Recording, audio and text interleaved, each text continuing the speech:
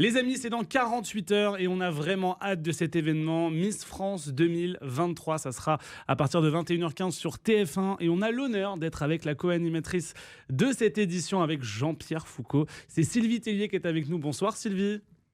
Bonsoir, bonsoir à tous. Merci beaucoup Coucou. d'être avec nous sur Radio Monaco. Une habituée de Radio Monaco, on l'a très Ah souvent oui, avec nous quand elle est de passage en J'adore Radio principauté. Monaco. Eh ben, ça nous fait Voilà. plaisir. elle est en Merci co-animatrice. de ta confiance, Sylvie. Donc, du coup, ce soir, dans 48 heures, pardon, dans 48 heures, élection de Miss France 2023. La dernière pour toi, Sylvie, à la co-animation et aussi, on le dira dans un instant, dans toute l'organisation Miss France. Et la dernière pour toi. Comment on se sent à l'heure actuelle, Sylvie? Bah, tu sais, moi, à quelques heures de l'élection de Miss France, je suis toujours hyper stressée pour les filles. Parce que Ouais. je l'ai vécu il y a 21 ans et je sais à quel point cette élection de Miss France, eh bien, elles l'attendent. Ça va changer la vie d'une jeune femme. Donc, j'ai beaucoup d'angoisse pour elles. Ouais. Après, moi, à titre perso, bah, je suis très sereine, je suis très contente parce que je crois que c'est la première fois où je travaille si peu pour cette élection. Donc, je suis hyper détendue, voilà. Ouais. Je suis ravie de retrouver Jean-Pierre parce que c'est quelqu'un que j'aime beaucoup et parce que je me sens bien à ses côtés depuis 17 ans. Donc, je suis ravie de pouvoir boucler la boucle, tu vois. Donc, Là, c'est là, chouette. là, c'est intéressant ce que tu as dit, Sylvie, c'est que là, pour le coup, tu t'arrives plus dans des chaussons de co-animatrice que d'organisationnel comme tu pouvais l'avoir les précédentes années, du coup. Oui, alors, bon, je suis partie en septembre. Donc j'ai organisé évidemment cette élection à Châteauroux, j'ai organisé le voyage des filles en Guadeloupe. C'est pas comme si j'arrivais les mains dans les poches. Donc je connais les équipes, j'ai travaillé avec eux pendant 8 mois sur ce programme. Donc, mais c'est vrai que pour la première fois, je vais arriver sans le stress de me dire tiens, est-ce qu'on est prêt? Est-ce qu'on a tout terminé? Puisque moi j'ai décroché il y a 3 mois maintenant. Ouais. Après, on te connaît un petit peu, Sylvie, t'es professionnelle, donc on imagine que tu auras toujours l'œil un petit peu avisé, quand même, un minimum. C'est quand même ton bébé aussi, Miss France. Ah oui, ah bah oui, oui, c'est pas pour ça que je vais pas regarder, mais tu sais, je me force à m'appliquer une réserve. Quand Oui. tu pars d'une belle société, je trouve qu'il faut savoir l'assumer, il faut savoir se taire, il faut savoir complimenter, encourager et pas venir donner son avis. Donc j'essaye de ne pas donner mon avis. Et c'est pas trop dur, en vrai. Et pour moi, c'est pas facile. Non, mais c'est vrai on a vu beaucoup de choses, on va pas en parler pendant 1000 ans, on a vu beaucoup de choses avec Alexa Laroche-Joubert dans la presse, dans tout ça, vos relations. Moi, est-ce que autorise-moi, tu me dis si je me trompe, est-ce qu'on peut dire que vous avez toutes les deux un caractère bien trempé et que du coup, c'est vrai que des fois, il y a des étincelles, ce qui est un peu normal quand on a deux gros caractères. Est-ce que c'est comme ça qu'on peut résumer la situation? Oui, je pense qu'on peut dire qu'Alexia et moi, on est deux femmes de caractère. Après, je comprends aussi l'envie et le travail de la presse. Parfois, vous savez, d'essayer de monter en épingle des histoires. Honnêtement, c'est pas du tout le reflet de la réalité. Ouais. On est deux femmes de caractère. Moi, j'ai toujours dit à Alexia ce que je pensais et elle également. C'est ce qui s'est passé lors de la conférence de presse. Mais en dehors d'une petite joute verbale le jour de la conférence de presse, je vous assure que l'ambiance était super début. On a déjeuné ensemble avant. On est parti en Ah Guadeloupe oui. quelques jours après ensemble. C'est pas parce qu'on donne son avis qu'automatiquement on est en conflit. Et il faut faire Ouais. attention. Je sais qu'il y a une petite tendance à vouloir peut-être un peu reproduire, tu sais, le Fontenay Gate de 2010, C'est vrai, c'est mais vrai. au risque de décevoir les gens. Bah, ça fait 3 mois que je suis partie et vous m'avez jamais entendu dire du mal de Geneviève, vous ne m'entendrez pas dire du mal de Miss France, de la suite. Alexia Laroche-Joubert et Cindy Fabre représentent la nouveauté, la continuité. Et moi, bah, j'ai tourné cette jolie page et je suis juste en mode spectatrice. Voilà. Et il faut savoir rester à sa place. Comment on la sent cette promo 2023 pour l'élection de 2023? Comment on la sent cette promo, Sylvie, toi qui les as rencontrés en Guadeloupe? Alors, je les trouve, on a une très belle promo, Ouais. d'une fonction purement, si on se place côté concours de beauté, on a vraiment 30 jeunes femmes très jolies, très élégantes, très féminines. Après, je les connais moins. Parce que c'est vrai que d'habitude, moi, ce mois, je le vis avec elles. Et ben là, je connais pas leur caractère, je connais pas leurs histoires, je connais pas. Donc, je vais être un peu comme le téléspectateur samedi soir. Je vais un peu juger, je vais attendre qu'elles prennent la parole pour voir un petit peu ce qui se dégage d'elles. Là, je les ai pas beaucoup entendues. J'ai hâte de les entendre parce que je ne les ai pas entendues, moi, cette année. On parle souvent aussi de ce voyage de préparation qui est aussi très important. On en a parlé quand tu es venu à Monaco. Il y a plusieurs facteurs qui arrivent et qui sont importants pour l'élection et en tout cas la sélection des 15 dernières, les 15 finalistes. C'est le quiz de culture générale. On en a parlé évidemment dans cette émission. On l'a même passé. On l'a passé. Océane et Waïb ont passé le quiz Alors, vous de avez eu culture combien? générale. Un 16. peu plus de 16. J'ai eu 14 pour ma part. 16 pour Océane, 14 pour Waïb. Donc, du coup, il y a le quiz de culture générale. Il y a aussi la façon de se comporter aussi avec les autres. Est-ce qu'il y a quelque chose qui peut être un élément, déterminant pendant ce voyage, qui peut être évidemment rédhibitoire et qui peut éliminer certaines candidates? Alors ça, tu sais, c'est très personnel comme choix. Ouais. Si tu me demandes mon avis, tu sais, souvent dans l'entreprise, on dit que tu as des compétences qu'on appelle tes compétences techniques, en fait, et tu as tes compétences comportementales, savoir si Ouais. on appelle ça le savoir-être. Et pour moi, le savoir-être chez les Miss France est hyper important. Tu peux cocher toutes les cases, être la plus jolie, être la plus brillante, avoir le meilleur test de culture générale, tout ça. Si t'es pas une jolie personne, si t'aimes pas les gens, si t'es pas curieuse, si t'es pas altruiste, si t'es pas généreuse, bah, moi, en ce qui me concerne, je les mettais pas dans mes présélectionnés. Ouais. La présélection a eu lieu hier, j'y ai pas participé parce que je fais plus partie de l'organisation. Je ne sais pas comment ont jugé les membres de l'organisation Miss France, mais c'est vrai que moi, dans mes choix, je ne jugeais pas une jeune femme que sur son CV, en fait. Je la jugeais sur ce qu'elle était elle, sur ce qu'elle dégageait. Et je pense qu'on est quand même dans une société où ça évolue beaucoup, et les gens, et d'ailleurs le pic d'audience est sur le moment où les filles prennent la parole. Ça montre bien que les gens s'attachent beaucoup à ce côté comportement. Océane. Et pour vous, qu'est-ce qui fait une bonne Miss France? L'adaptabilité. Je crois qu'aujourd'hui, ce qui fait une bonne Miss France, c'est celle qui va être adaptable, qui va être curieuse. Mais c'est vrai que je crois que c'est l'adaptabilité avant tout. Et puis, le sens de la communication, l'amour des autres. Quand tu es Miss France, en fait, tu vas faire le tour de France, tu vas autant te retrouver à la table d'un chef d'État que le lendemain dans une foire gastronomique. Faut être prêt, en fait. Faut être prêt à faire le grand écart, il faut aimer les gens, il faut accepter de faire 12 millions de photos, même quand t'es mal luné le matin. Moi, j'ai jamais considéré Miss France comme un travail. Et c'est aussi le débat que j'ai eu par le passé avec les féministes, parce que pour moi, Miss France, c'est pas un boulot, c'est un titre, c'est un honneur, c'est quelque chose que les Français t'offrent pendant un an.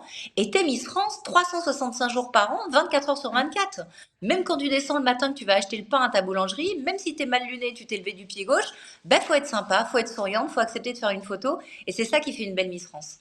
On sera demain avec Diane Lair, Miss France 2022, qui va pas forcément rendre sa couronne parce qu'elle lui appartient également son écharpe, montrer qu'il a passé le flambeau à Miss France 2023. C'était un petit peu ta dernière Miss France pour toi, Sylvie.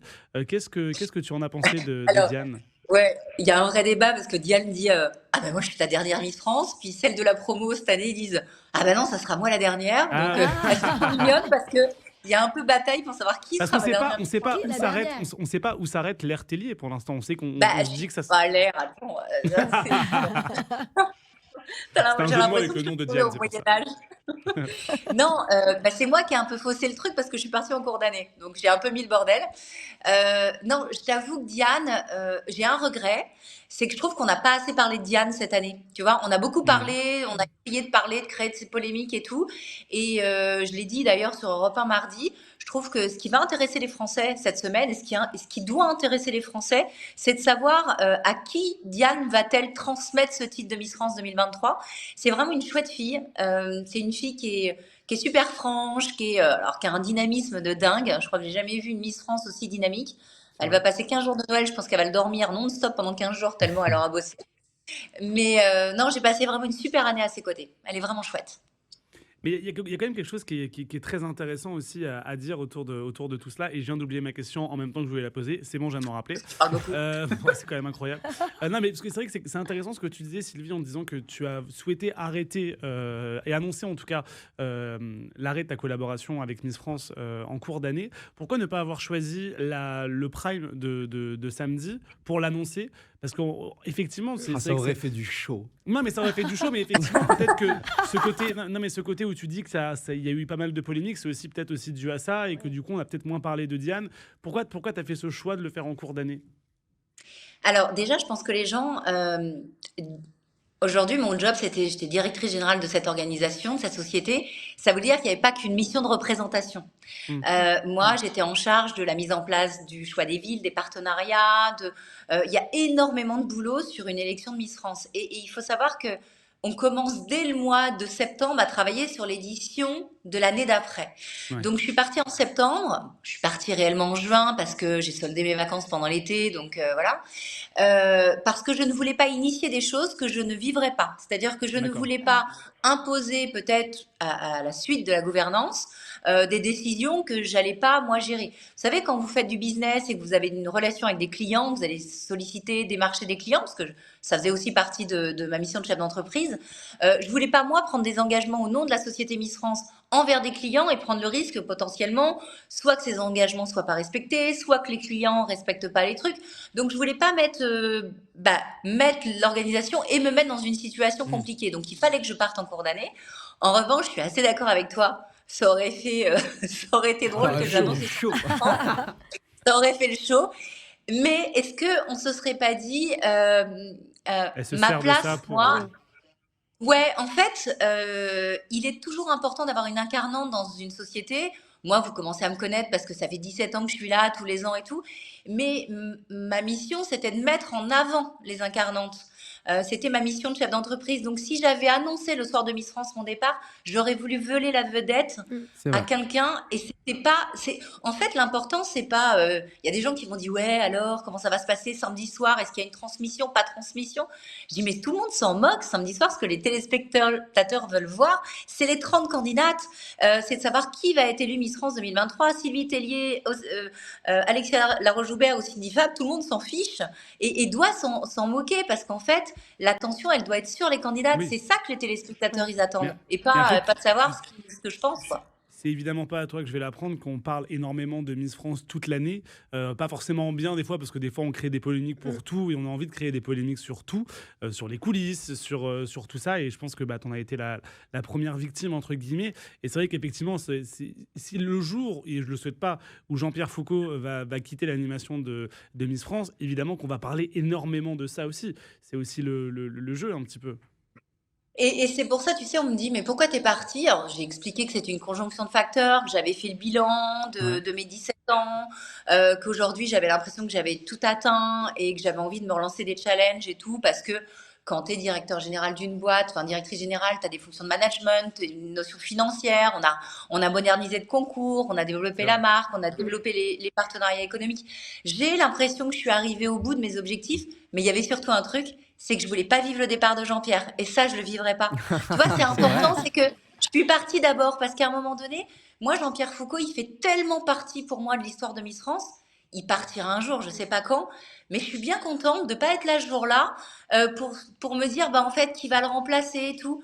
Je suis assez contente de partir avant, en fait. Vous voyez qui pour Sylvie, vous voyez qui pour remplacer Jean-Pierre Foucault si un jour on doit le remplacer?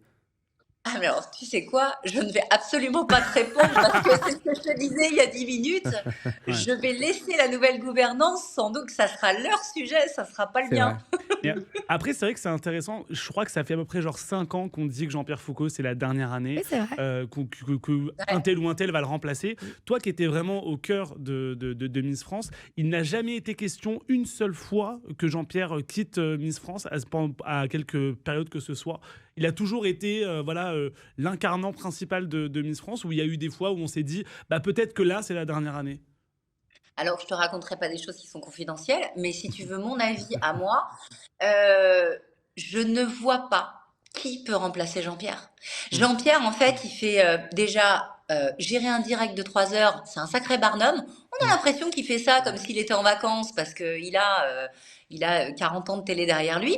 Mais déjà, trouver quelqu'un qui gère un barnum comme ça, bah, faut trouver son remplaçant. De deux, Jean-Pierre, il a et ça lui a été parfois reproché par Geneviève de Fontenay et tout, mais il a cette neutralité.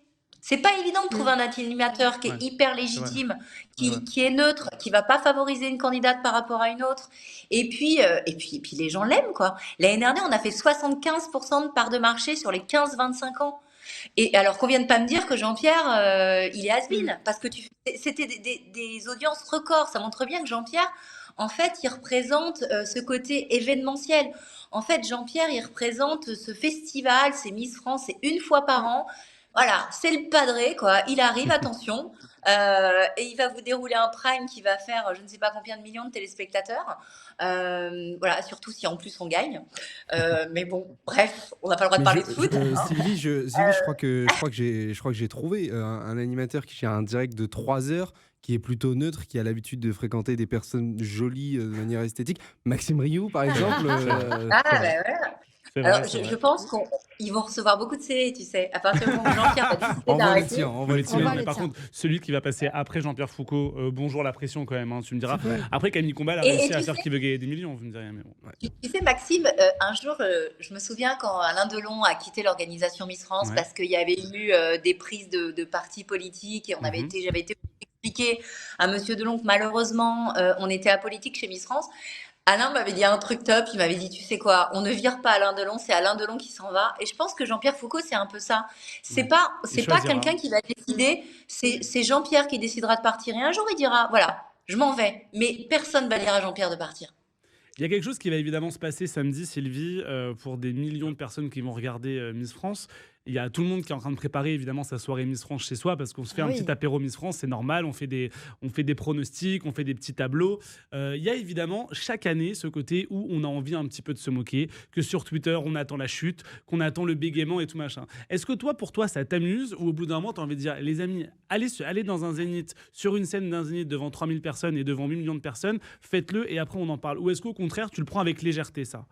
Et les Alors filles moi, aussi. je le prends avec légèreté parce que j'ai été la première il y a quelques années quand je regardais Miss France, à avoir mon petit carnet et puis me moquer de celle qui tombait. Voilà, Ouais. ouais, parce que c'est drôle. En revanche, je déteste l'humiliation. Ouais.